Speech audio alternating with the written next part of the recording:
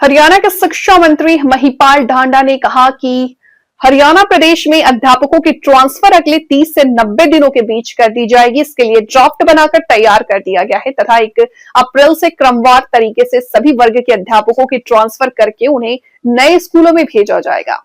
ये बात उन्होंने भिवानी में जिला कष्ट निवारण समिति की बैठक में परिवाद सुनने के बाद पत्रकारों से बातचीत करते हुए कहा। इस मौके पर उन्होंने 13 परिवादों को सुना तथा 9 का मौके पर समाधान किया तथा 4 परिवाद पेंडिंग रखे गए।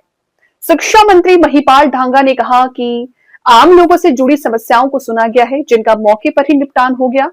मौके पर वही पत्रकारों द्वारा पूछे गए सवालों का जवाब देते हुए कहा कि हरियाणा की अलग विधानसभा हाईकोर्ट को लेकर अभी कोई मुद्दा नहीं है। उन्होंने कहा कि अध्यापक पात्रता परीक्षा के रिजल्ट को बोर्ड के नियम अनुसार रिवाइज किया गया है, इसमें किसी का कोई आपत्ति या ऐतराज नहीं आया। हालांकि उन्होंने वर्ष 2025 की अध्यापक पात्रता परीक्षा को लेकर भविष्य में नोटिफिकेशन जारी होने की बात कही। शिक्षा मंत्री ने कहा कि हरियाणा प्रदेश में वर्ष 2000 के मुकाबले शिक्षा के स्तर में बड़ा सुधार हुआ। उन्होंने कहा कि वर्ष 2014 से पहले 10वीं के सरकारी स्कूलों का परिणाम 31% के लगभग आता था तथा प्राइवेट स्कूलों का परिणाम 54% आता था। आज सरकारी व प्राइवेट स्कूल बच्चों का परिणाम औसतन 95% रहा है, जो शिक्षा के लिए सुधार को दर्शाता है। उन्होंने कहा प्रदेश में 70% स्कूलों में मूलभूत सुविधाएं मूलभूत एस्टीमेट बनाकर स्कूलों को पैसा बांटकर दिया गया, जबकि स्कूल में पीने के पानी, बाथरूम जैसी समस्याओं के हल के लिए 95% कार्य पूरे किए जा चुके हैं। शिक्षा मंत्री ने कहा कि प्रदेश में अध्यापकों की कोई कमी नहीं है, फिर भी HPSC के माध्यम से खाली पदों को भरने की प्रक्रिया चलाई गई है। विपक्षी दलों द्वारा हरियाणा में प्रति व्यक्ति औसतन 970 रुपए वार्षिक टोल वसूला जाने के मुद्दे पर उन्होंने कहा विपक्ष बेवजह आरोप लगा रहे हैं। देश में सड़क परिवहन के क्षेत्र में बड़े बदलाव आए। प्रधानमंत्री ग्रामीण सड़क योजना के तहत अटल सरकार के दौरान सेवा 6 करोड़ गांव के कच्चे रास्तों पर पक्की काली सड़क बनाई गई। आज देश का हर जिला नेशनल हाईवे से जुड़ा है। ये सड़क परिवहन के क्षेत्र में बड़ी उपलब्धि है। शिक्षा मंत्री ने कांग्रेस पार्टी पर प्रदेश का विकास के लिए योजनाएं न बनाए जाने का आरोप लगाते हुए कहा कि उनके कार्यालय में कोई प्रोग्रेसिव पॉलिसी राज्य के लिए नहीं बनी, जबकि राज्य का अधिकतर हिस्सा NCR में आता है। कांग्रेस के नेता प्रॉपर्टी डीलर से लड़ रहे हैं तथा किसानों को डरा धमकाकर उनकी जमीनों का सौदा करने में लगे रहे। में से 9 का आज समाधान हुआ और 4 पेंडिंग रखे। किस तरह के परिवाद आए यहाँ? क्या आपके सामने ही थे। अबे अलग अलग विषय हैं, लगभग ऑलमोस्ट व्यक्तिगत समस्या ही इसमें आती है। एक दो परिवाद इस तरह की भी थी जैसे शराब के ठेके की बात आई है, बाकी तो लगभग ऑलमोस्ट व्यक्तिगत ही ज्यादातर लोगों की समस्या थी और उन्हीं के मसले जो थे व्यक्तिगत, उनमें से 9 को हल करा गया और 4 अभी पेंडिंग। मंत्री जी, हरियाणा की विधानसभा का हाई कोर्ट का मुद्दा अभी भी जो है पेंडिंग है, और फिर से विधानसभा का मुद्दा। ऐसी कोई बात नहीं, आपके पास अगर ऐसी कोई बात आई है तो आप हमें भी बता दो। लगातार जो ये मांग, आज भी लोहारू में बार कौंसिल के द्वारा एक मीटिंग आयोजित की गई बाकायदा। देखिए, आप किसी की मीटिंग अरेंज करने से या किसी भी बात को तथ्य जब तक नहीं मान सकते जब तक आपके पास कोई उसका डॉक्यूमेंट्स ना हो, है ना। ऐसी कोई बात है ही नहीं तो उस पर क्या जवाब दे, क्या बोलूं। सर, ट्रांसफर पॉलिसी जो है बन चुकी है एजुकेशन डिपार्टमेंट की, कब तक ये ट्रांसफर होंगे? उसका हम लोगों ने उसका जो पॉलिसी है, उसका जो ड्राफ्ट है वो बनाकर हमने डाल दिया है और मैंने ये कहा है कि भाई 30 दिन से 90 दिन तक लगते हैं हमें इस प्रोसेस को पूरा करने। उसमें जो जो भी आते जाएंगे हम उसकी ट्रांसफर करते जाएंगे, मगर 1 अप्रैल से मैंने सख्त निर्देश दिए हैं विभाग को कि 1 अप्रैल से सबकी ट्रांसफर करके उनको उनका अपना नया स्टेशन दे दिया वो ज्वाइन करें। अध्यापक के सेवानिवृत्ति होंगे, क्या उन पदों को इसमें शामिल किया जाएगा ट्रांसफर ड्राइव में या कैसे? वो पूरी एक योजना है और पूरा का पूरा एक प्लान है, उसी के अकॉर्डिंग सब चीजों को ध्यान में रख के सब पॉलिसी को बनाया गया। CET का रिजल्ट जारी किया गया सर, देर आए दुरुस्त आए, काफी समय तो लग गया सर, क्या कहेंगे? आ ही गया है। धन्यवाद। रोहतक काफी कमी है रोहतक के स्कूलों सांसद में। दीपेंद्र हुड्डा ने संसद में मुद्दा उठाया कि हरियाणा के प्रति व्यक्ति जो वाहन चालक है 217 रुपए टोल वसूला था, तो पिछले 10 साल में 5 गुना टोल में वृद्धि हुई है। क्या प्रतिक्रिया? देखिए, छाछ तो बोल रहे छलनी भी बोल रहे, जिसमें 1006 तो उनके समय में रोड्स ही नहीं थे, चलने के लिए रास्ते नहीं थे। पहली बार भारतीय जनता पार्टी की सरकार आई, जब माननीय अटल जी का राज आया 55 साल बाद पहली बार प्रधानमंत्री ग्रामीण सड़क योजना बना के इस देश के 6.25 लाख गांव को कच्ची सड़क से काली सड़क में तब्दील किया गया। आज हिंदुस्तान में कोई भी एक ऐसा डिस्ट्रिक्ट नहीं है जिसके अंदर से नेशनल हाईवे ना निकलता हो।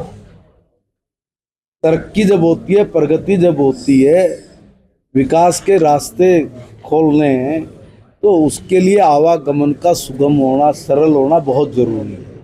इन लोगों के पास कहने सुनने के लिए कुछ नहीं है। इस तरह के ऊट पटांग बात करके, ध्यान आकर्षण करके मीडिया में जगह पाने के अलावा कुछ नहीं कहते ही है। स्टूडेंटों के लिए सर ऑनलाइन हाजिरी भी लगाई जाएगी एआई के माध्यम से, कब तक लागू हो जाए फेस जो? देखिए, अभी कुछ चीजों पे काम जारी है, उसका पहले कुछ भी बोलना अभी ठीक है। एस्टेट का रिजल्ट चर्चा में है कि रिवाइज किया गया, 1284 बच्चे एक्स्ट्रा पास कर दिए गए। देखिए, कुछ चीजें कमीशन है, और कमीशन जब भी कोई काम करता है वो उसके अपने निर्णय होते हैं और वो कोई गलत नहीं होते। जो भी निर्णय आए हैं, जो भी फैसले हुए, जो भी रिजल्ट है वो सही है। उसमें किसी को आपत्ति है क्या? वो बताइए। आपको कोई आपत्ति आई हो तो हम भी उस पर कोई बात करें। रिजल्ट आए, बढ़िया निकले, ठीक हो, अच्छा हो, बच्चों को रोजगार के लिए स्टेट का एग्जाम आमतौर पे नवंबर दिसंबर में या जनवरी में होता है। 2025 का एग्जाम कब रहेगा सर? 2025 के स्टेट एग्जाम को लेकर क्या कहेंगे आप? नहीं, अभी देखिए, कुछ चीजों के बारे में मैं अभी नहीं बोल पाऊंगा, ना अभी मेरा बोलना उचित है। जैसे ही उसकी नोटिफिकेशन होगा, डेट आएगी तो सबको पता लग जाएगा। सर गन कल्चर पे हरियाणा सरकार प्रतिबंध लगा रही है। मनीषा नाम की लड़की थी कैथल की, इस चीज पे गन कल्चर पे, और वो उसकी जो बंदूक में गोले डालती नजर आई है, वीडियो वायरल हो रहा है। मनीषा जो कैथल से बॉक्सर है, अंतर्राष्ट्रीय अर्जुन अवार्ड भी है, क्या कहिए? देखिए, मैं एक निवेदन करूंगा, कुछ चीजें इसलिए हैं कि आत्मरक्षा, और आत्मरक्षा भी उस तरीके से जिनको थ्रेट आया हो, कुछ बिजनेसमैन हैं, उन लोगों के लिए सरकार ने जारी करने के आदेश तो जारी किए। बाकी तो हमने सबको बहुत सख्ती की हुई है। आपके भिवानी में भी बहुत लोग मुझे भी अप्रोच करते हैं कि जी जरा एक बार एसपी साहब को बोल दो, डीसी साहब को बोल दो, मगर हमने उस पर बहुत सख्ती की हुई है। और आवश्यक ज़रूरी जो हैं, जिनको ज़रूरत है, उनके लिए ये चीज़ें होती हैं। मैं तो ये निवेदन करूंगा अपने सब यूथ से भी कि हम थोड़ा समझ के चले, संभल के चले तो ज़्यादा। सरकारी जो स्कूल है उनके जो हालात है, भवन है उनके काफ़ी जर्जर हैं, अध्यापकों की कमी, तो क्या मानते शिक्षा का जो ढांचा है उसमें सुधार की जरूरत है, किस प्रकार से किया जाएगा? देखिए, सुधार की हर वक्त गुंजाइश रहती, सब जगह, एक एजुकेशन में नहीं। अगर मैं ये कहूँ कि 2014 में जब भारतीय जनता पार्टी की सरकार बनी, उस वक्त हमारा जो 10वीं का रिजल्ट था 31% था और प्राइवेट स्कूल का 54% था। आज अगर हम 2024 में खड़े होकर बात करते हैं तो सुधार की बात तो ये है कि आज प्राइवेट स्कूल का भी रिजल्ट 54% से 95% पहुंचा है। और बता रहा हूँ भाई, आप सुनिए ना भाई, अब उसका भी सरकारी स्कूल का भी 95% तक गया। एक बात। दूसरी बात ये कि जहां भी जर्जर की आप बात करें, ऑलमोस्ट मैंने लगभग मान के चली कि 70% से भी ज़्यादा स्कूल्स की हमने सबके एस्टिमेट मांगे और मैक्सिमम पे हमने पैसा भी डाल दिया है। और जो मूलभूत जो ढांचा है, जैसे टॉयलेट है और पीने के पानी की व्यवस्था है, ऑलमोस्ट हमने 90% ये सारी कवर कर दी है। हम लोगों ने अभी भी लगभग हर जगह पे जहाँ भी आवश्यकता पड़ रही थी, हर जगह इतने कमरे बना के दिए, मगर क्योंकि बरसों तक बहुत पुराने स्कूल थे और वो स्कूल कभी, मुझे नहीं लगता कि भी गवर्नमेंट के बनाए हुए होंगे। मैं इसमें कोई वो नहीं कर रहा, ना किसी पे कटाक्ष कर रहा हूँ। बहुत पहले हम भी देखते थे गांव में कि हमारा गांव के लोग वही अपने इन स्कूल्स की बिल्डिंग और वो सारी चीजें बनाते थे। वो बहुत पुराना स्ट्रक्चर जो हुआ है, मैंने उस पर निर्देश दिया है कि जो भी ऐसी बिल्डिंग्स हैं जो जर्जर है, उनकी 1 महीने के अंदर अंदर जो बाकी बची हुई है, बाकी कर दी है, जो बाकी बची हुई है उनकी भी रिपोर्ट समय सबमिट करें, ताकि हम लोग उस पर भी कार्रवाई शुरू कर सके और उसको विभाग से डैमेज हम लोग अध्यापकों की जो कमियां है सर, खास कर देखिए, मैं कहना चाहूँगा अध्यापकों की कमी बोलने के लिए लगती है। हमने कहीं भी किसी भी सब्जेक्ट्स का कोई कमी छोड़ी नहीं है। हमने उसके वैकल्पिक व्यवस्था बनाई और वैकल्पिक व्यवस्था बना के हमने बच्चे का जो सब्जेक्ट है उसका पूरा करवाया है, उसका कोर्स पूरा किया है।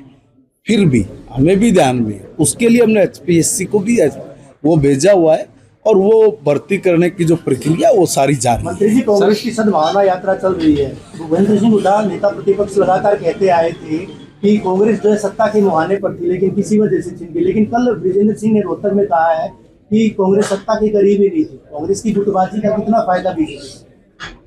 कांग्रेस की गुटबाजी का हमने फायदे की बात नहीं है, उनका कर्म, उनका कृतित्व वो लोगों को समझ में आ गया। 10 साल में, 10 में क्यों, उससे पहले भी कांग्रेस रही है।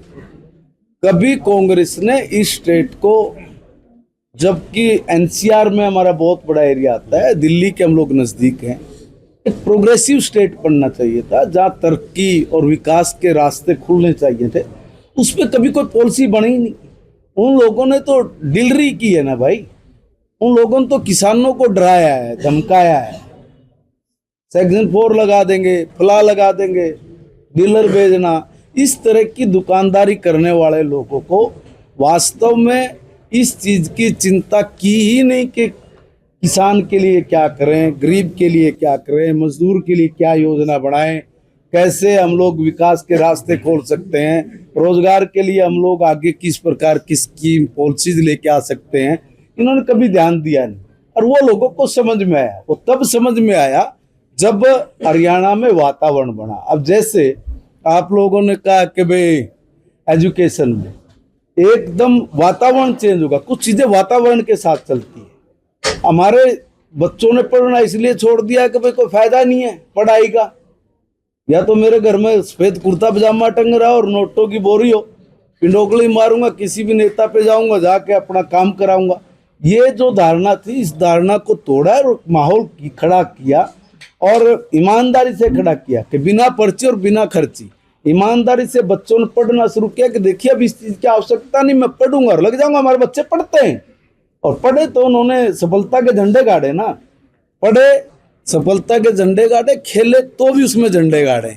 इसलिए आज हरियाणा प्रदेश का हर बच्चा अपने करियर को लेके बहुत उत्साहित है। सर, आप कह और रहे सरकार भी उनके उत्साह को बढ़ाने में और उनके लिए रास्ते खोलने में कोई कसर नहीं छोड़। आप कह रहे बिना पर्ची खर्ची के, राम कुमार गौतम कह रहे हैं कि HKRN में पर्ची खर्ची होनी चाहिए, बीजेपी के नेता कार्यकर्ताओं के बच्चे लगने। देखिए, मैं व्यक्तिगत आदमी भी किसी के भी कोई टिप्पणी नहीं करूंगा। हम लोग फिर वो हो गया क्या, उन्होंने कहा हो गया भैया, हुआ हो तो वो बोलो, तो मैं कुछ सर हायर एजुकेशन में हमारी हरियाणा सरकार ने एक लोकप्रिय कर्मचारी कल्याण की एक NPS OPS की योजना शुरू करवाई है 8/5/2023 के अनुसार।